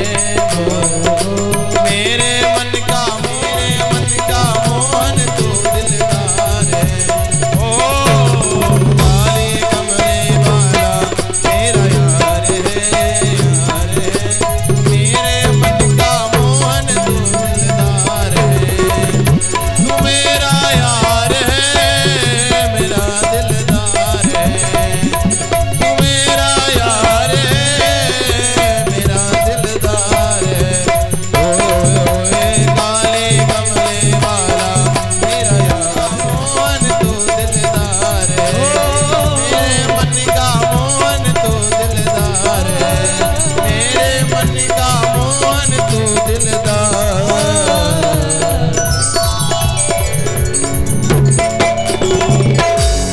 श्री वृंदावन भाग्य बिहारी लाल की करके इनकी आरती और पूजा की जाती है। भगवान गायों को चराना प्रारंभ किए। यमुना जी में कालीनाग रहता था, उसका एक क्षेत्र था यमुना हृदय के रूप में, काली हृदय के रूप में। एक दिन 3 जल के ऊपर से अगर कोई पक्षी भी निकल जाए तो वह मर कर जल में गिर जाए। इतना तीव्र विष। भगवान इस दृश्य को देखकर रोने लगे। यहाँ में गायों की रक्षा के लिए, माता के हित के लिए विप्रधेनु सुरसंत हित लीन मनुज अवतार पर चढ़ गए और चढ़कर छलांग लगा दिया। इधर भगवान के सखा मित्र आकर के नंद बाबा, मैया यशोदा, रोहिणी जी से, बलराम जी से बताते, सारे लोग रोते बिलखते आर्त स्वर से, आबाल वृद्ध वनिता सर्वेंग पशुवृत्तयः गाय बछड़े सुख पिक मयूर 43,400 गोपियां नंद बाबा मैया यशोदा सब रोग रोती बिलखती यमुना जी के किनारे पहुंचे और कन्हैया जब यमुना में छलांग लगा करके नीचे पहुंचे जल में तो काली नाग सो रहा था। काली नाग की 4 पत्नियां थी। पत्नियों ने जब भगवान के दिव्य छटा का अवलोकन किया तो एक दूसरे से कहने लगी कि बहन आज तक इस सृष्टि में हमने इतना सुंदर बालक नहीं देखा, इतना अलौकिक सौंदर्य है भगवान। और कहने लगी कि आप यहाँ से चले जाइए क्योंकि काली अभी सो रहा है, जगेगा तो आपको डस देगा, आपकी हानि होगी। कन्हैया ने कहा तुम तो जगा दो, हम उसी से मिलने आए हैं, तुम जगाओ। बात कर रही थी, बातों बातों में ही कन्हैया ने अपने दाहिने चरण का प्रहार काली के ऊपर कर दिया। काली जग गया, बिना कुछ पूछे, बिना किसी परिचय के क्रोधित होकर के उठा और भगवान के श्रीअंग को लपेट लिया। और जैसे जैसे लपेटना प्रारंभ किया तो भगवान अपने शरीर को बढ़ाना और फुलाना प्रारंभ किए। एक एक नस टूट गई, शिथिल हो गया। लेकिन महाराज अभी फण बाकी थे। फण को उठा करके काटने के लिए उद्यत हुआ, कन्हैया उछल कर फण पर चढ़ गए। और जानते हैं 1-2 फण नहीं था, 1-2 फण नहीं थे। कितने फण थे? 101 फण थे काली नाग के। यद यद छिरोन नमते सतैक शिष्णः, जिस फण को उठाता काटने के लिए भगवान अपने चरणों का प्रहार उसी फण पर करते और नृत्य करना प्रारंभ कर दिए, तांडव। महाराज इतने में नारद जी ने देखा कि आज परब्रह्म परमात्मा त्रिभुवनपति जो निर्गुण निराकार ब्रह्म है वही सगुण रूप में अवतार लेकर कृष्ण के रूप में पहली बार आज कन्हैया नृत्य कर रहे हैं। पहुंच गए स्वर्ग और इंद्र से कहने लगे सो रहे हो क्या? अरे परमात्मा नृत्य कर रहा है, सहयोग करो। भोलेनाथ भी उधर तांडव कर रहे हैं डमरू बजाकर। देवांगनाएं नृत्य करने लगी, महात्मा लोग स्तुति करने लगे, देवता लोग पुष्प का वर्षण करने लगे। प्रहलादस्तालधारी तरल गतितया चोद्धवः कांचधारी वीणाधारी सुरर्षि स्वर कुशलतया राग करता अर्जुनो भूत। नारद जी वीणा बजाने लगे, देवराज इंद्र मृदंग बजाने लगे, कन्हैया तांडव करना नृत्य करना प्रारंभ कर दिए। तांडव गति मुंडन उतर नाचत बनवारी। सूरदास जी ने बड़ा सुंदर वर्णन किया। जिस फण को उठाता उसी पर भगवान प्रहार करते। सुखदेव जी ने कहा परीक्षित ऐसा लगता है कि जैसे नील कमल में कोई रोली घोल करके, लाल चंदन जो हम लोग माथे में लगाते हैं यहाँ लगाए हैं, चंदन घोल करके कोई नील कमल के ऊपर चढ़ा देता है, उस प्रकार की आभा लग रही। जैसे किसी ने कन्हैया के चरणों में रक्त की बूंदें उछल कर जब भगवान के श्री चरणों में लगती ऊपर तो लगता कि नंदन वन का कोई पुष्प ले आकर के किसी ने अर्पण कर दिया। इतना अलौकिक छवि भगवान की प्रतीत हो रही। मूर्छित कर दिया कन्हैया ने काली को। नाग पत्नियां स्तुति करने लगी, हम आपको पहचान गए। न नाक पृष्ठम न च पारमेष्ठम न सार्वभौमं न रसाधिपत्यं न योग सिद्धिर पुनर्भवं वा वाञ्छन्ति यत्पादरजः प्रपन्ना। हे नाथ, न नाक पृष्ठम न्यायो हि दंडः कृतकिल विशेषमिन। आपने तो बहुत बड़ा अनुग्रह कृपा मेरे पति काली के ऊपर किए, क्योंकि रामावतार में बार बार केवट के कहने के बाद भी आप केवट के सर पर अपना हाथ रखे थे। राजा बलि के यहाँ आप 52 बन करके गए, राजा बलि का सर्वस्व नाप लिए, नापने के बाद भी आपने राजा बलि के सर पर अपना एक चरण रखा और यहाँ तो बिना बुलाए अपने से आए और चल करके अपने दोनों श्री चरण कमल मेरे पतिदेव के सर पर रख दिए। इससे बड़ा सौभाग्य क्या है? भगवान ने कहा स्तुति कर रही हो, लगता है कुछ चाहिए, क्योंकि दुनिया स्वार्थी है, बिना स्वार्थ के कोई किसी के पास जाता नहीं। क्या चाहिए बताओ? नागपत्नियों ने कहा सरकार कुछ नहीं चाहिए, न नाग पृष्ठम न चपार मिष्ठम न सार्वभौमम न रसाधिपत्यम। नाग स्वर्ग का ऐश्वर्य भी नहीं चाहिए, संस्कृत में नाग का अर्थ स्वर्ग होता है। न पारमेष्ठम, ब्रह्मा का पद नहीं चाहिए, न योग सिद्धि न पुनर्भवम वा, न योग चाहिए, न सिद्धि चाहिए, न मोक्ष चाहिए। तो भगवान ने कहा फिर चाहिए क्या? नागपत्नियों ने कहा सरकार भवन्ति यत् पाद रजः प्रपन्ना, केवल आपके चरणों का रज चाहिए। अब देखिए इसमें भी बड़ी चतुराई है। भगवान ने कहा तुम लोग बहुत पढ़ी लिखी हो, चरणों की रज देने के लिए काली नाग के सिर पर से उतरना पड़ेगा और बालू में खड़ा होना पड़ेगा, तब चरण के रज देंगे। घुमा करके पत्नियों ने कहा किसी प्रकार आप हमारे पतिदेव के सर से उतर जाइए, इनको जिंदा छोड़ दीजिए। भगवान ने कहा वाक पटुता में वाणी के विन्यास से हमको प्रभावित करना चाहते हैं, हृदय में जो हो उसको स्पष्ट भाव से समाज में सबके सामने, भगवान के सामने उसको स्वीकार करना चाहिए। फिर पुनः हाथ जोड़ करके नागपत्नियों ने कहा सरकार जब आप मुंह से स्पष्ट सुनना ही चाहते हैं तो पति प्राणाः प्रदीयताम्, मेरे पति के प्राण को प्रदान कर दीजिए, इनको छोड़ दीजिए। भगवान उतरने लगे तो फिर काटने के लिए उद्यत हुआ। भगवान ने कहा माता जी देखिए आप लोग स्तुति करती हैं और ये काटने के लिए आगे बढ़ रहा है। पत्नियों ने इशारा किया कि अब देखो धूर्तता मत करो, किसी तरह ही स्तुति करके इनका नाचना नृत्य हमने बंद कराया है, अगर दोबारा नाचने लगेंगे तो अब भवसागर से पार करके ही छोड़ेंगे, इसलिए अब इनके साथ धूर्तता मत करो। काली ने कहा ठीक है आप आए कृपा किए, लेकिन मेरा एक प्रश्न है। आप आकर के मेरे फण को रक्त रंजित कर दिए, मेरे ऊपर आप अत्याचार किए। भगवान ने कहा तुम्हारे ऊपर मैंने अत्याचार किया कि तुम समस्त समग्र सृष्टि के ऊपर अत्याचार कर रहे हो। अपने विष से यमुना जी को विषाक्त कर दिया, गायें मर जा रही हैं, पक्षी मर जा रहे हैं। काली ने कहा ये बताइए इस सृष्टि को किसने बनाई?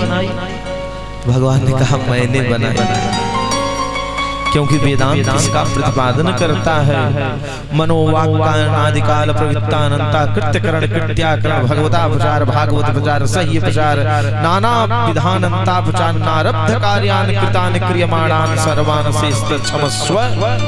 परब्रह्म परमात्मा की ही कृपा से रामानुज दर्शन के माध्यम से यह प्रतिपादित होता है कि भगवान नारायण की ही कृपा से यह सृष्टि चलती है और स्थापित होती है और सिमटती भी है, इसका संहार भी होता है। काली ने कहा सरकार इस सृष्टि को बनाया किसने?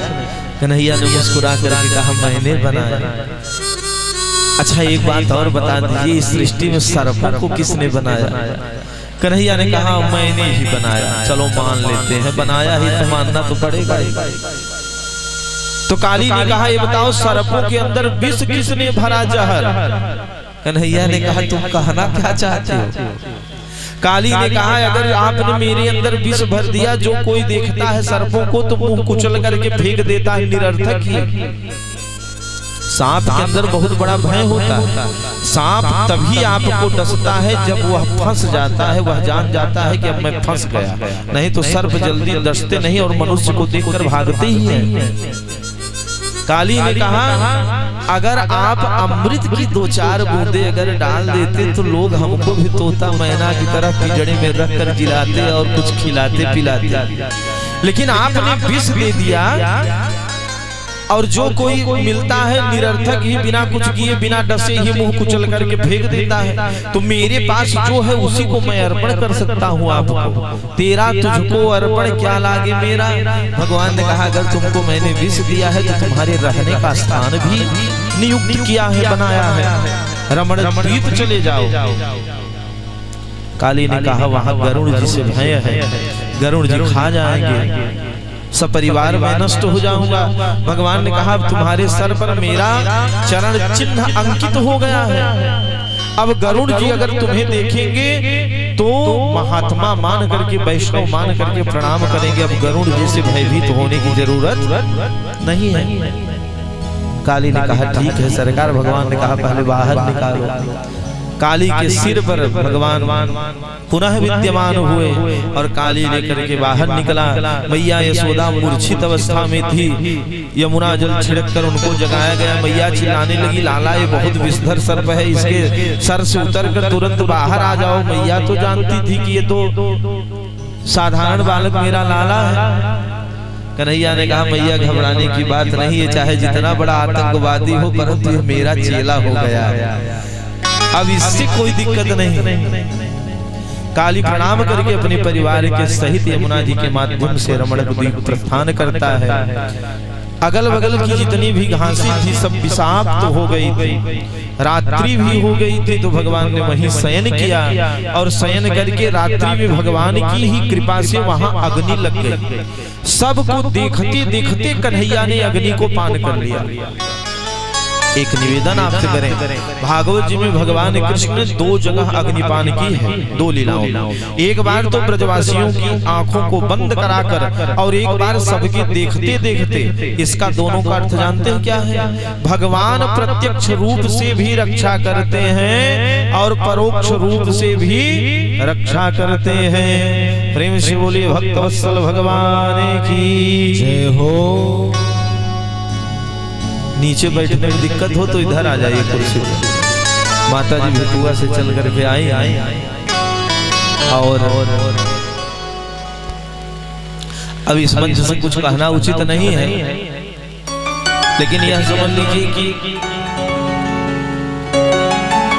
हमारे जीवन में जैसी हमारी माता जी हैं, मैं प्रत्येक माता जी तो हमारी विशेष है क्योंकि उन्होंने हमको जन्म दिया है। मातृ भावना में समस्त माताओं में रखता हूं नारियों,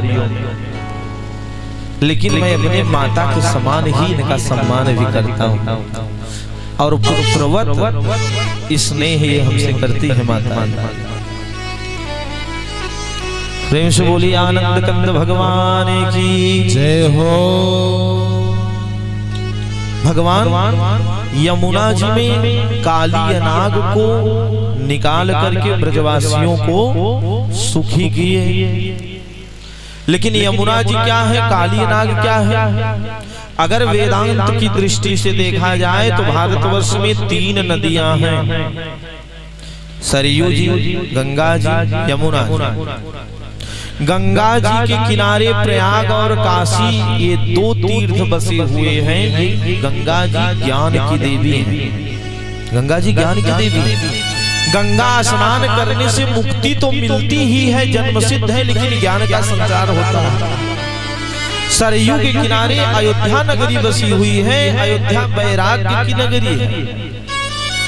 जिसको भजन करना हो, जिसको वैराग्य की आवश्यकता हो, सरयू जी स्नान करें। और वृंदावन यमुना जी के किनारे बसा हुआ है। यमुना जी साक्षात भक्ति स्वरूपा है, वृंदावन भक्ति का क्षेत्र है। काली नाग कौन है? काली नाग पाखंड। काली नाग का नाम पाखंड। भगवान ने कहा कि जीवन में चाहे जिन अंशों में, चाहे जिस परिस्थिति में, जिस भी स्थिति में पाखंड हो चल जाएगा, दिखावा हो चल जाएगा, परंतु भक्ति में पाखंड नहीं होना चाहिए। भक्ति में अगर पाखंड होगा तो आप फंस जाएंगे और बीच मझधार में फंस जाएंगे महाराज।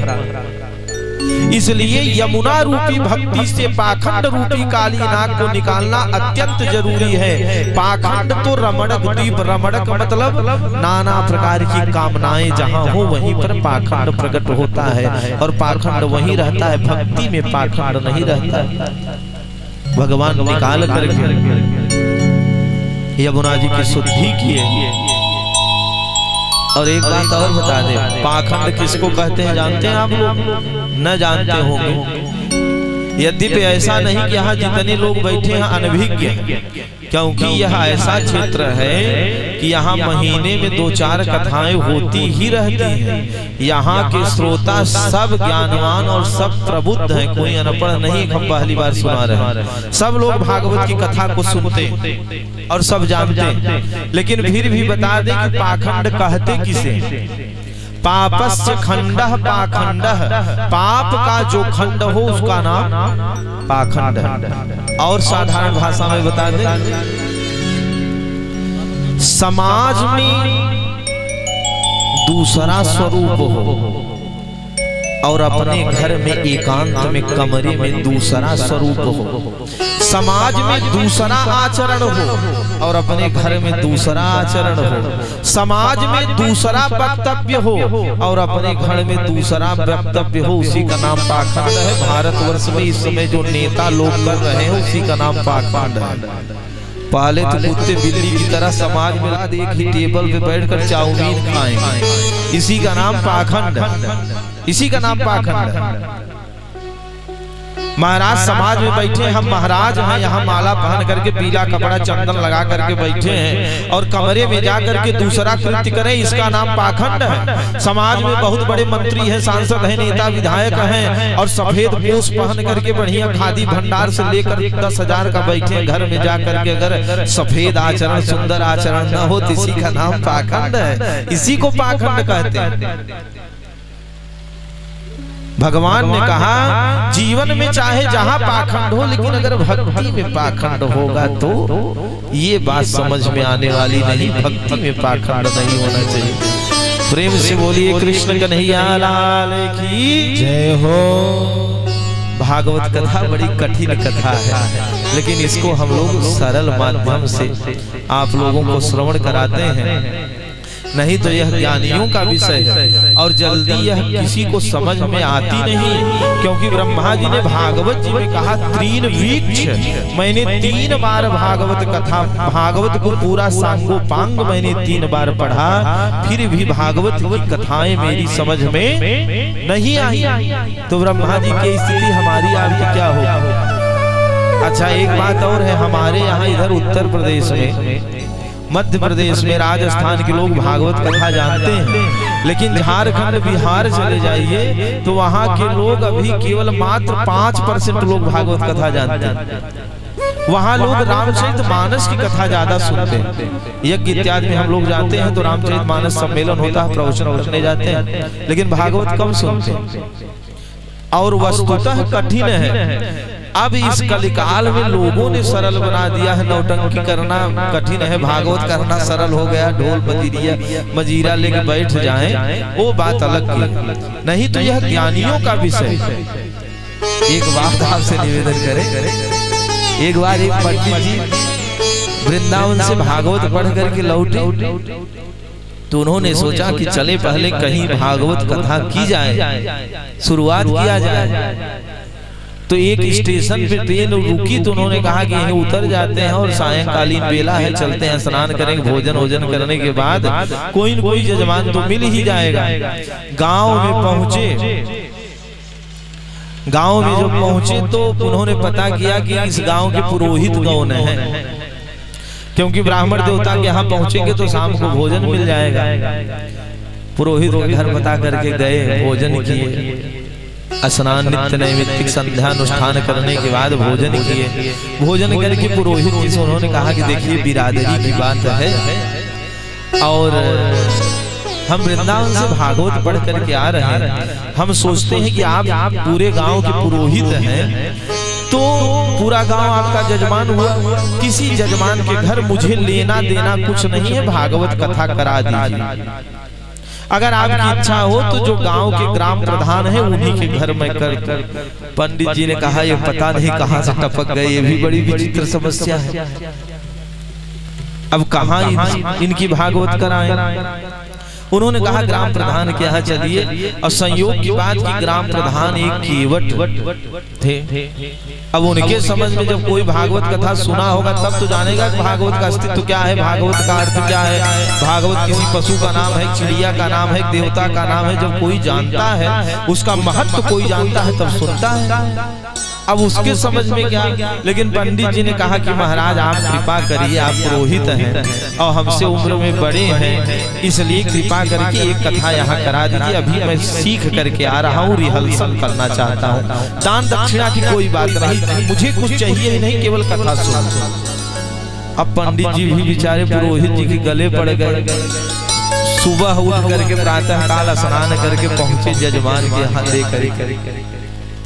वो केवट ग्राम प्रधान, अच्छा ग्राम प्रधान है तो भाई स्वभावतः अपने आप दो चार लोग उनके यहाँ बैठे ही रहे।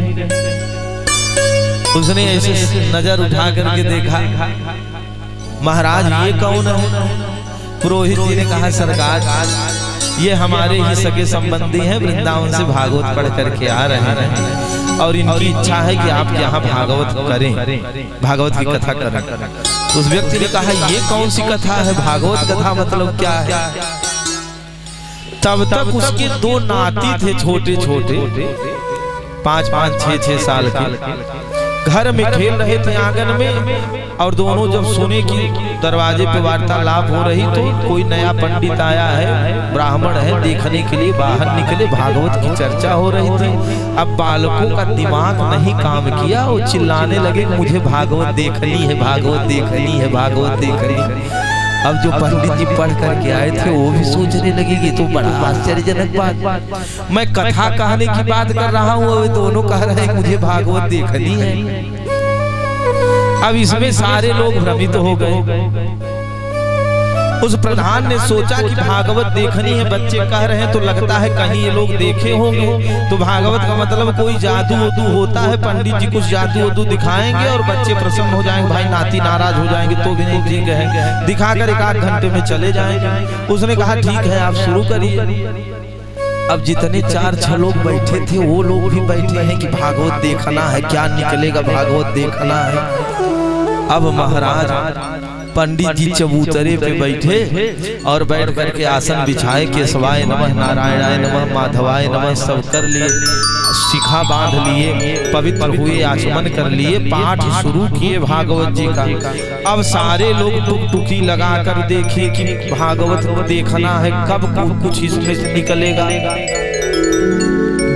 अब सारे लोग आंख फाड़ कर बैठे, कुछ निकलेगा, और दोनों बच्चे भी वहीं खड़े हैं कि निकलेगा निकलेगा। 1 घंटा 2 घंटा 3 घंटा बीता।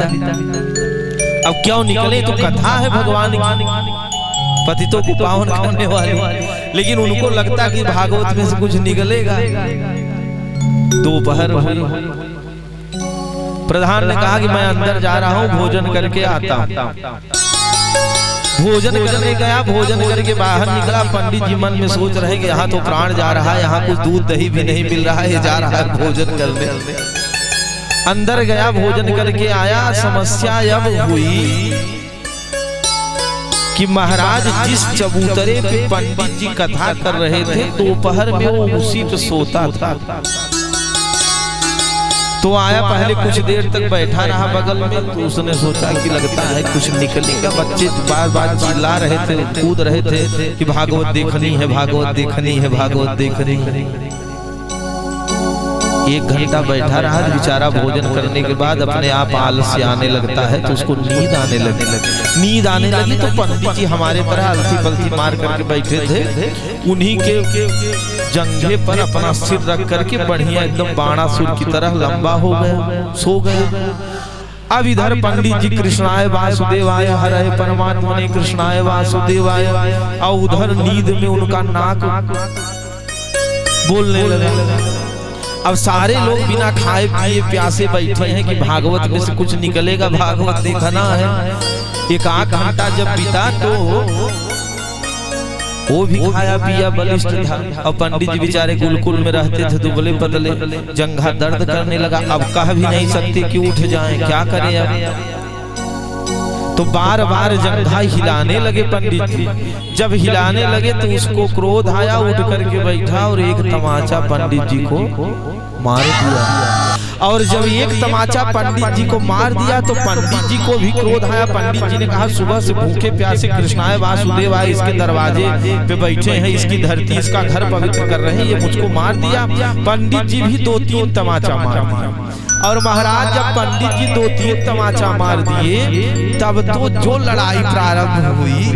और आश्चर्यजनक बात यह है कि जो दोनों बच्चे थे और 4-6 लोग जो बैठे थे वो ताली बजा के बहुत अच्छी भागवत, बहुत अच्छी भागवत। अब उनको लगे कि यही भागवत है, बहुत अच्छी भागवत। अब दोनों लोग एक दूसरे के ऊपर महाराज गिरते संभलते, बगल में गड्ढा था उसी में गए।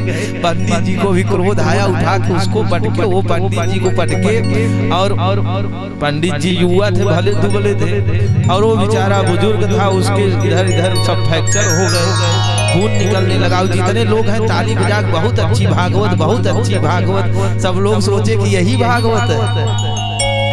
पुरोहित जी ने सोचा कि अब तो जजमान का प्राण ही चला जाएगा, क्योंकि पंडित जी बहुत क्रोधित हो गए। गड्ढे में गिरने के बाद भी मार प्रारंभ है। किसी तरह सीढ़ी भेज करके उनको पंडित जी को निकाला गया। पंडित जी निकलते ही पोथी बांधे भागवत जी का और सीधा स्टेशन की, अब यहाँ रहने लायक नहीं है, अभी पूरा गांव जुटेगा और प्रधान की प्रतिष्ठा की बात है, मैं तो यहाँ अपरिचित आदमी हूँ। अब वो प्रधान निकला, जब बाहर निकला महाराज तो सारे लोग कहने लगे कि बताइए आपको चोट लग गई, ये सब यहाँ फ्रैक्चर हो गया। और लेकिन भागवत तो बड़ी सुंदर हुई। तो प्रधान क्या कहता जानते हैं? उसने कहा आप लोगों के पंचों की कृपा है कि हम भागवत करा लिए, नहीं तो कैसे कराते। ये आप लोगों का आशीर्वाद है कि हम इतना सह करके भागवत करा लिए। उसको लग रहा था कि यही भागवत है। किसी तरह भगवान की कृपा से हम भागवत करा लिए। गांव वाले कहने लगे कि महाराज आप तो प्रधान थे, इसलिए आपके पास इतना सामर्थ्य था, अच्छे अच्छे भोजन पदार्थ को खाते थे, आप बलिष्ठ थे, बलवान, आप भागवत करा लिए। दूसरा आदमी तो मर जाएगा, भागवत नहीं करा पाएगा। धन्य है ऐसी भागवत। लेकिन आपका कुल खानदान तर गया। उसने कहा बिल्कुल इसमें संदेह नहीं है, कुल खानदान तो तर गया, ये है भागवत। तो महाराज ऐसी स्थिति न हो, आप लोगों को कथा समझ में आवे, आप लोग समझ भी रहे हैं। लेकिन अनजान जगह जब जाइए, हम लोग इसी उत्तर प्रदेश के बहराइच में नानपारा में बहुत शिष्य हैं हमारे, वहाँ जब जाते हैं भागवत कहने तो वो लोग स्टैचू की भांति बैठे रहते हैं और रात में कथा होती। समस्या यह है कि रात 9 बजे से कथा शुरू होती, भोर में 4 बजे तक संगीत वाले वक्ता इसी तरह बैठे रहे, बोलते रहे, न उनको बोलना है, न मुस्कुराना है, न कीर्तन करना है, आप चिल्लाइए और कथा होगी। प्रेम से बोलिए आनंद कंद भगवान की जय हो। निकुंज में विराजे घनश्याम राधे राधे, निकुंज में विराजे घनश्याम राधे राधे, निकुंज में विराजे घनश्याम राधे राधे, निकुंज में विराजे घनश्याम राधे राधे, श्याम राधे राधे घनश्याम राधे राधे, श्याम राधे राधे घनश्याम राधे राधे, श्याम राधे राधे घनश्याम राधे राधे, श्याम राधे राधे घनश्याम राधे राधे, निकुंज में विराजे घनश्याम राधे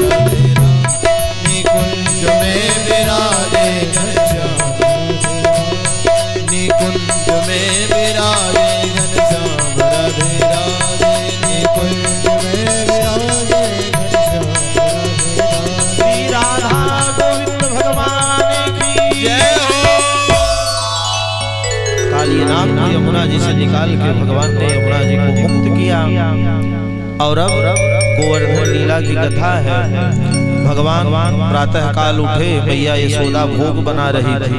पूछने लगे कि ये बताइए ये भोग किसके लिए बन रहा है?